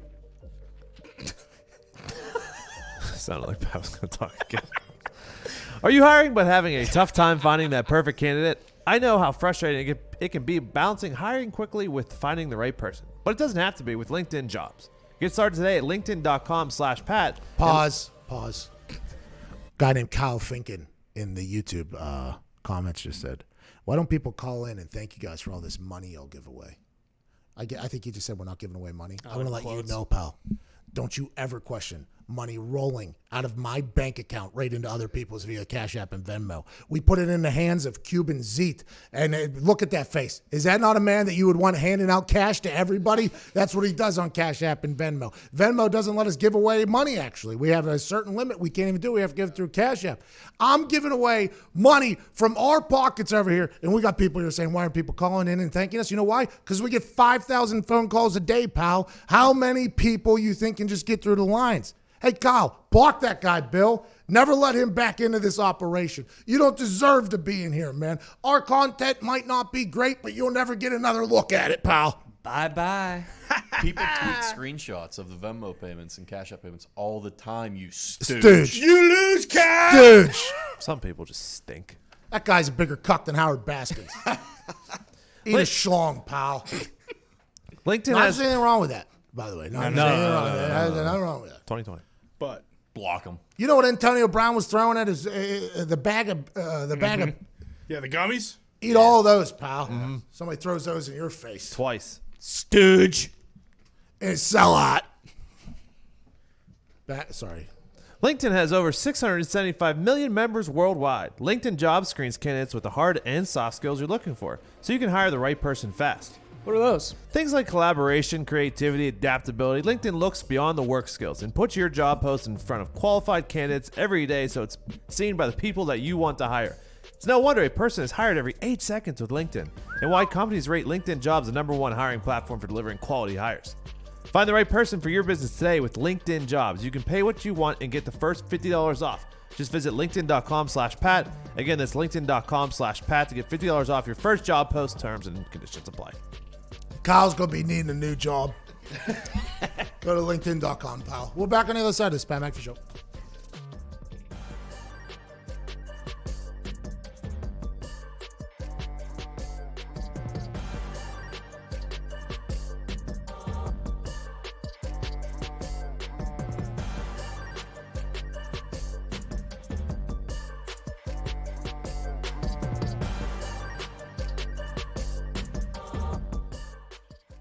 In the following weeks, there will be various. Pat, are you wearing pants or are you just wearing shorts? Because I'm concerned that it's a. All right, you have shorts on. Look, with you, I don't know. I just want to make sure you have some kind of pants on. I was on television. I forget. It was ESPN or something like that. And I got a text from Stephanie McMahon that said, "Are you wearing pants right now?" And it was jeans. I was wearing jeans. And she was almost like offended that I was wearing jeans. She was like, I thought you only wear jorts. I was like, so that's on me. I didn't even know that you owned long pants, actually. It was cold. It was cold. I was soft. I had to put the pants on. That's on me. But next couple of weeks. There's a joke there, but it's a family show. It's not, actually. But yeah, I got you. Yeah.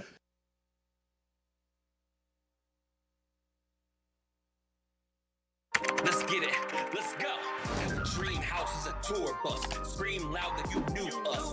Deep down on the new plug. You ain't about to get too dust. Pete's brown when they crew scrubs. Sweet sound from the 2 subs. Beats loud as a move, bruh. Leave the crowd like, ooh, what? Long hair on the big thigh. 210s, both sitting shoddy. Crack a fist, start getting rowdy. Blowing nose, looking like an Audi. It's Uncle Sam without the taxes. Crowd stands up, I keep them loud. I made this beat, you hear it smacking? Who is 30? Hand me a nap.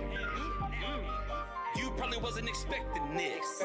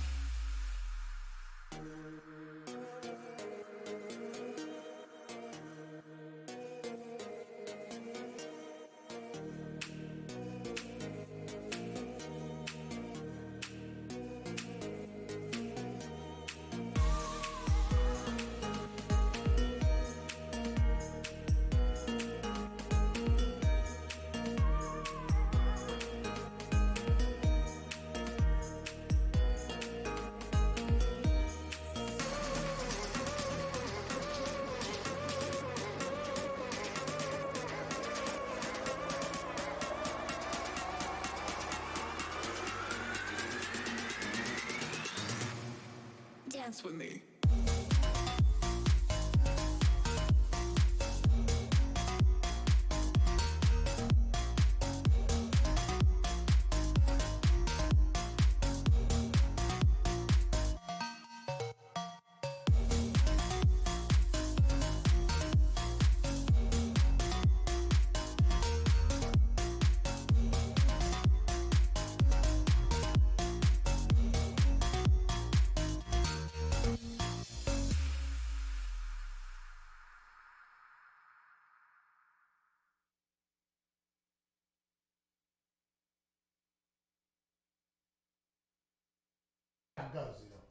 Hey, cat and kittens. If you're listening to the show right now. Oh!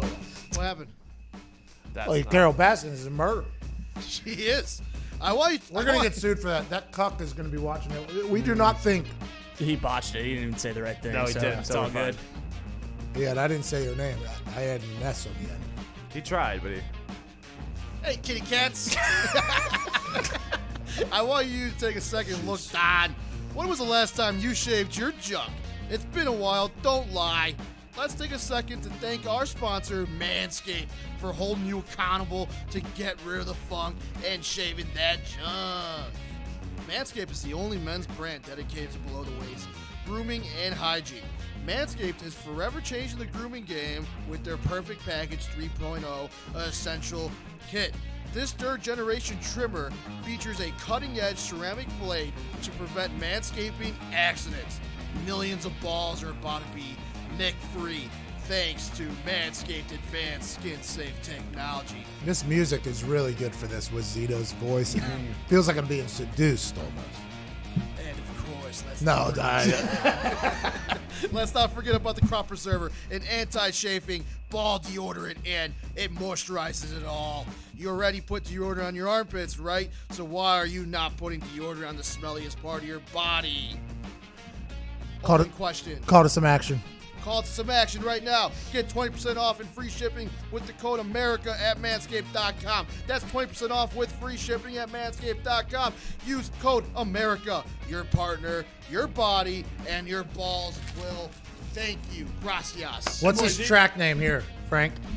It's called Double U. Double U. Y-O-U, yep. By who? I don't know. It's from YouTube generic Stooge library. Okay. Nice. People in here are saying this is a banger. I would not expected this song to get the reaction it's getting, but people don't lie. The people have spoken. You should probably call Mr. Brockers here. He's a call us kind of guy today, I believe. So we are waiting. We'll wait. Imagine if we just sat here and just waited.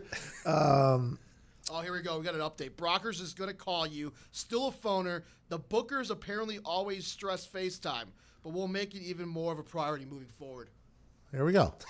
Nice. That was a worthy update that we definitely should have went to. Tua, speaking of an update, Tua is saying that he's 100% right now and could play today if he had to. Is all of this coming out of the Tua camp just so they can stir up a little bit more interest for draft night? I don't think he leaves the top 5. I'm not 100% sure what's going to happen to Tua. I've always been in the camp that he's going to end up with the Miami Dolphins and back up Ryan Fitzpatrick. But now everybody's saying the Dolphins are potentially in a play to get another quarterback, Joe Burrow, because they have what? How many picks inside? 6 picks inside the top 72. 72. So they have a lot of draft capital where they could potentially move up to the number 1 overall pick and take Joe Burrow. Tua is going to be somebody that teams want. Tua is a guy that with this COVID-19 quarantine, with GMs and scouts not being able to see him and get their doctors on him, could potentially be a victim of the current circumstance and interest from NFL teams. Now, I think that is why he's releasing videos. I think that's why he and Trent Dilfer, who are working their asses off, are putting out the narrative like, hey, I'm ready to go right now if I had to. I know that your doctors can't see me. I know that your coaches and scouts can't watch me work out. Here's some videos. Here's an interview on SportsCenter. I can do it all. I'm ready to go. And let's not forget that I was one of the most accurate passers in the history of college football. Let's put this thing in slow motion. I like what Tua's doing. I like what Cam Newton's doing. I like these guys who are trying to control their own narrative as opposed to it getting regulated for them by others. This is a wild time, obviously. I think Tua ends up in the top 5 picks, and I think what he's doing is good for us. I find it fascinating that teams potentially willing to risk a top 5 pick on Tua with his injury history, but won't sign Cam Newton because of his injury history. Well, Cam Newton will cost $20 million or so. This one, now since CBA, it's slotted. I don't think it's $20 million the first year. I don't think first year top 5 people are getting $20 million the first year. I don't know what their salary is. There's no way they're making more than $20 million next year, though. And also, you don't know how many days Cam Newton has. Now you're getting a 21-year-old, a 22-year-old who's going to be born and bred in your system. Everything he does in the NFL is with your coaches, with your strength staff, with your trainers, with your equipment room. That's the difference between bringing in Cam Newton, who's already established himself somewhere else, and bringing in Tua from Alabama. The only other professional organization he's been a part of is Alabama.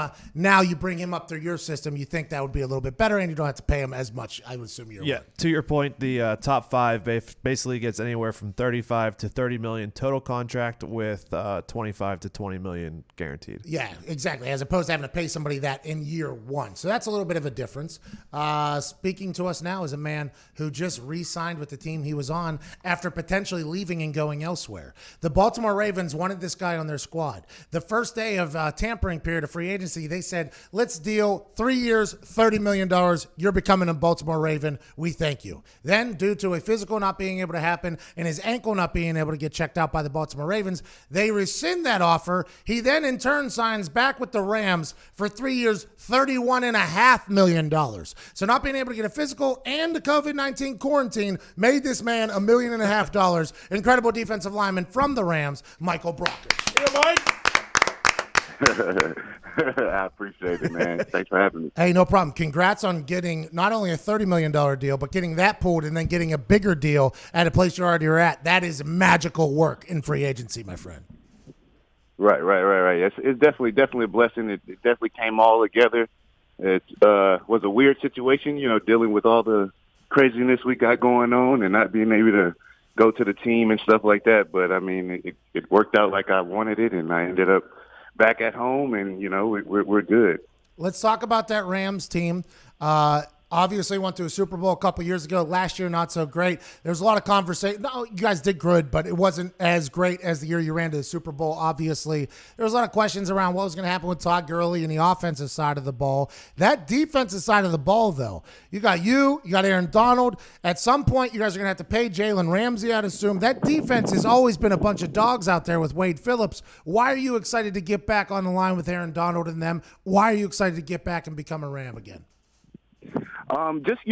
With the addition to, Jalen last year, man, we just seen the difference of where guys were going to be and just, how much he shuts it out in the field and how much pressure we can get. So for me, man, just seeing, kind of half of the year last year, kind of when we finally kind of brought it all together and turned up, man, it was a great little span for us defensively. So just ready to get to that point at the start of the season and keep it rolling.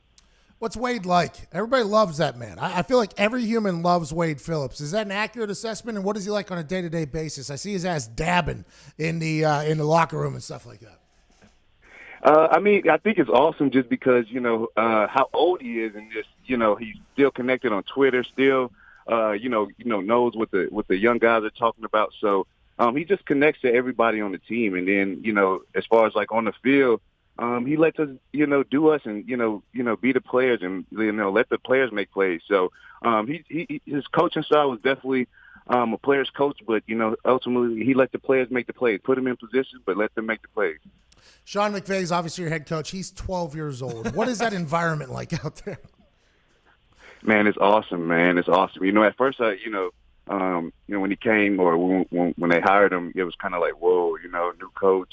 Is he going to kind of be, is he going to be egotistical? Is he going to come in kind of like, college style and running things? But, he came in just, man on man. It was kind of like, man, let's come together and let's win some games, bro. I got the mind for the offense, and, defense, just keep doing your thing and let's roll, man. And you can see how it was. Everybody just, dialed in and we were focused on winning games. Captain of that defense, what was it like?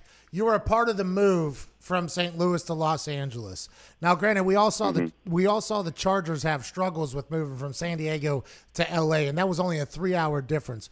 The move from St. Louis to Los Angeles for you guys, was there anything that maybe people didn't fully understand personal-wise, like either having to pick up and move your family, or were you welcomed and your way out of St. Louis? Like, what was that entire experience like as a player, kind of behind the scenes? At first, for me, I didn't think you can move a team that fast. For the whole year, we were thinking like, yeah, that's BS, or maybe they'll move it in 5 years or something. They were. Towards the end of the season, they were like, okay, go home. If, we'll send a message to you if we feel like we'll be moving and stuff. And I'm like, yeah, right. And then all of a sudden, I don't even get the news from the team. I find out like on Instagram or something like, the Rams are moving to L.A. I'm like, what? I was confused because I didn't know you could move a team that fast. I was confused. I was like, so... what's the process on houses? Like what you were saying, man, like how do we get up and move? So it was definitely a lot of moving pieces, getting into L.A., but L.A. accepted us in with open arms. They helped us out. I think every realtor in the L.A. area hit me up in my DM trying to get me to buy a house. So, I mean, they definitely accepted us with open arms. You guys had a miraculous run out there. Obviously, a couple years ago, go to the Super Bowl. You have that super team. You alluded to it. Last year, you guys played like half a season very, very, very well. And that was the second half of the season, by the way. The Rams were getting hot towards the end. The NFC West has become – a little bit of a tough place to play. And by a little bit, I mean a lot of it. You got the Seahawks, obviously, with Russell Wilson and Pete Carroll, always going to be good. The 49ers, obviously, that defense and that offense and Kyle Shanahan's big brain are good. And the Arizona Cardinals just got a legendary wide receiver for a second-round pick and a bag of balls, basically, from the Houston Texans. What is the mindset going into next season, knowing that this NFC West is not getting any easier? It's actually getting the complete opposite, very hard. Man, we love a challenge, bro. We love a challenge. I've been in this, division, my whole career, so I understand how tough it's been. Just, with the 49ers and, the Seahawks, I've always felt like every year we played those guys tough and they ended up in the playoffs or, in the Super Bowl. So, for me, man, it's always been that way, and it just got tougher. So, I accept all challenges, man. It just reminds me a little bit of, I know the league is everybody's good, but I played in LSU, and SEC is the top dog in college football. So for me, it just reminds me of that. Having that tough division. Just whoever the top dog is out of this division, that it'll be a testament to who's going to the playoffs and might go on a long run. A lot of great defenses in that division as well. I mean, the Arizona Cardinals couldn't figure it out on the defense side of the ball. They couldn't stop a runny nose last year. I hope they get that figured out. But the Seattle Seahawks, Russell Wilson is such a dynamic human being. I mean, obviously we've seen him play for the Yankees every single spring training. He could have been a professional baseball player. They say he would have been greatest, one of the greatest. He's great at hosting shows. He was all over the television, obviously with Sierra and his children. But I heard him mic'd up last year, and I've never heard a human that positive in my entire life. Like things that you don't think are being said by a quarterback, almost like straight out of a movie. Do you have any interactions with people? Do you chirp a lot? How is Russell Wilson to play against a couple of times a year? And do you have any stories of you and him maybe bickering? Never bickering, man. He's such a good dude, bro. Like it's nothing I could really say about him. Man, he's always positive. He makes it I don't know what word I'm looking for, but he's always looking to say something to me like, hey, what's good, bro? And I always say something to me. I mean, he's just a good, positive dude, bro. You see his Instagram, you see him with his kids and his family, man. I mean, for the guy to be that positive on the field where your switch is supposed to be, flipped, man, you could just imagine what he is off the field. So, man, he's just a positive dude, man. I mean, he's a great quarterback, Super Bowl, winner, champion. So, I mean, like, what else can you say about the guy? Well, we have a guy in this room who hates him for no reason. His name's Ty.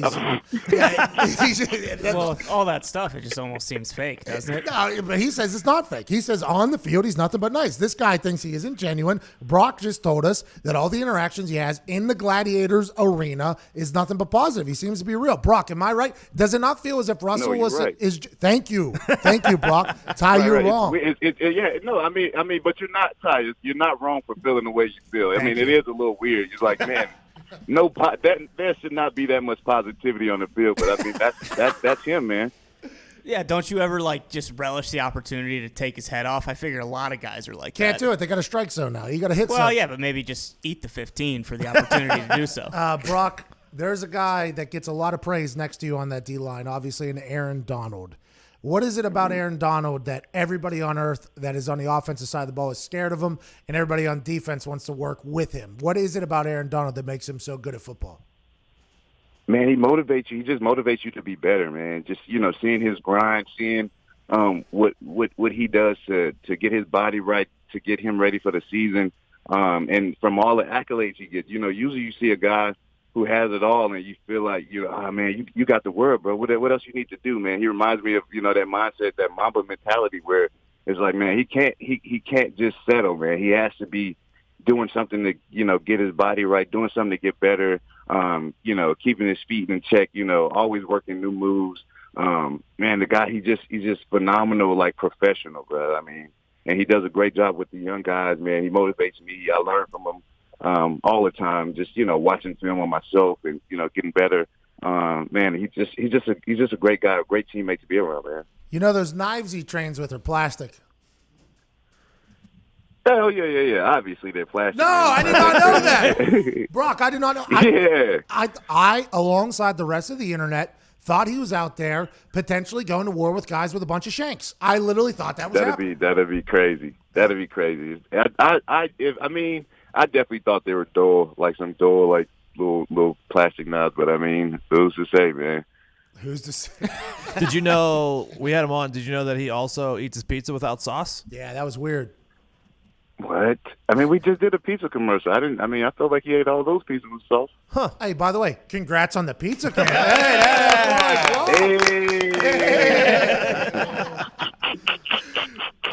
How are you staying in shape? You're a massive man, athletic man. You got to stay in shape. They're saying there's not going to be OTAs. They're saying, granted, none of this is official. We are just making things up from what we're hearing from other humans who I think are making things up at this point. But they're saying there's going to be no OTAs. It's going to be a very different, might be shortened training camp. Maybe the season's different. How are you staying in shape in this quarantine time and staying at that incredibly freak athleticism level?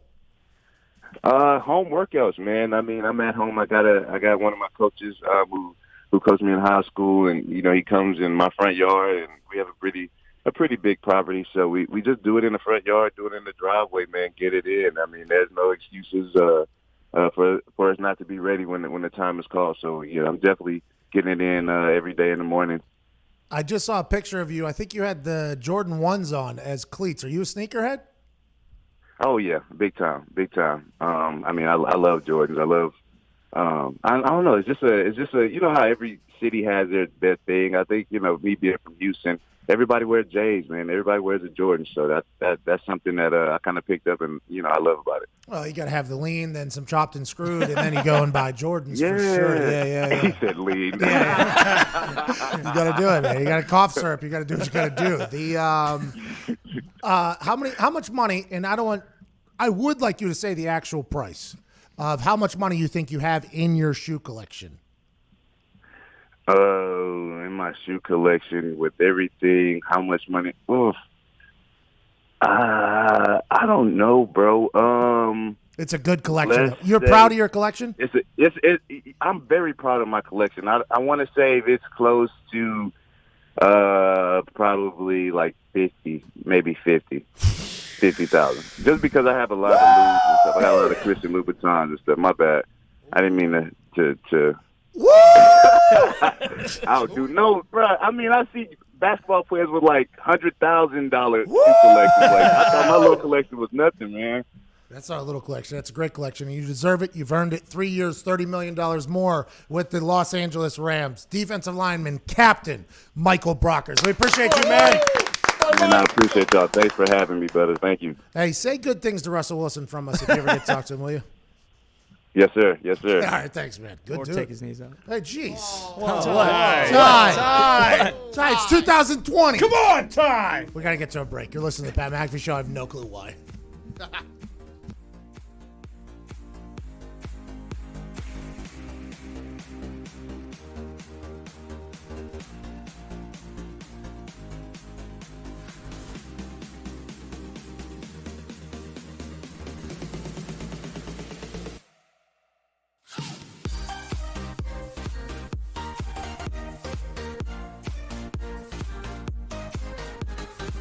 Everybody knows that every once in a while on this show, we like to dive deep into the annals of the most beautiful place on the internet, the YouTube comment section with YouTube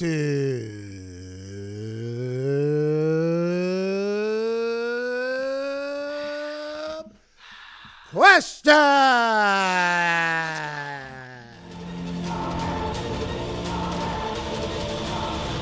YouTube questions.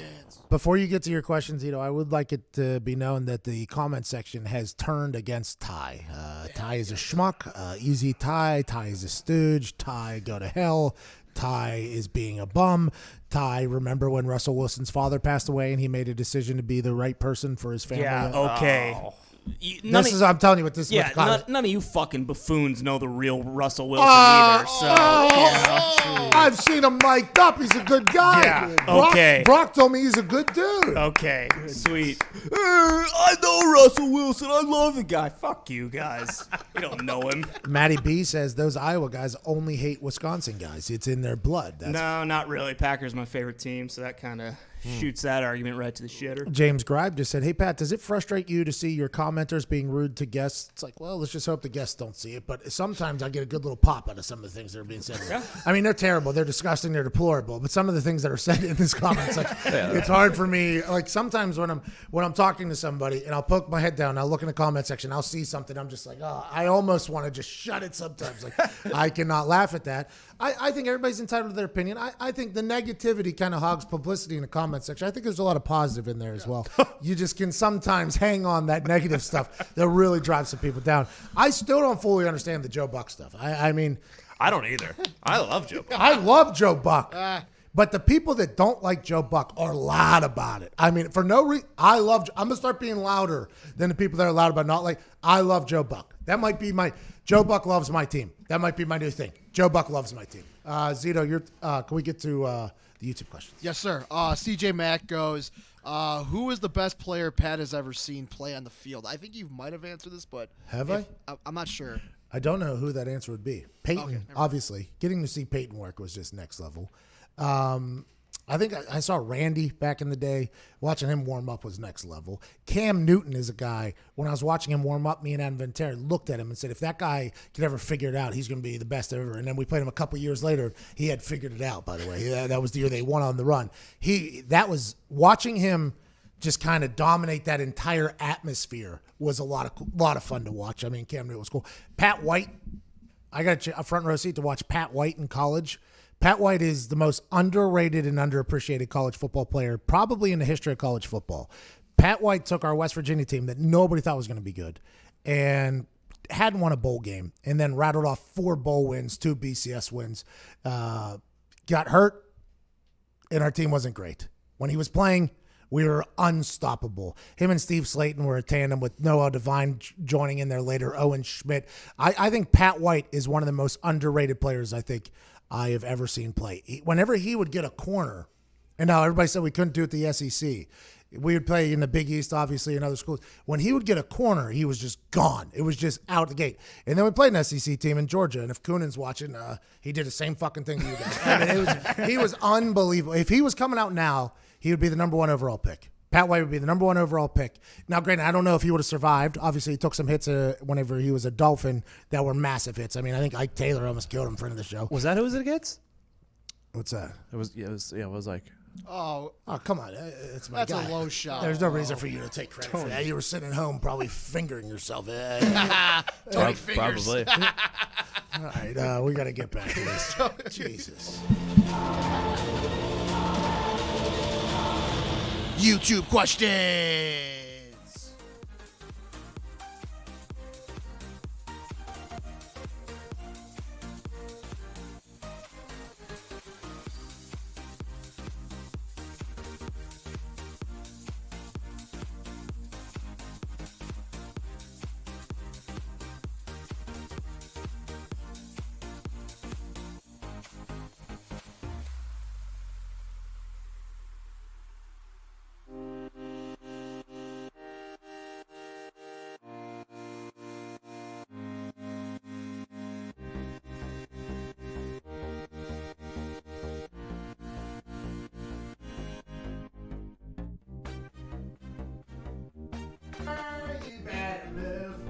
You better dance.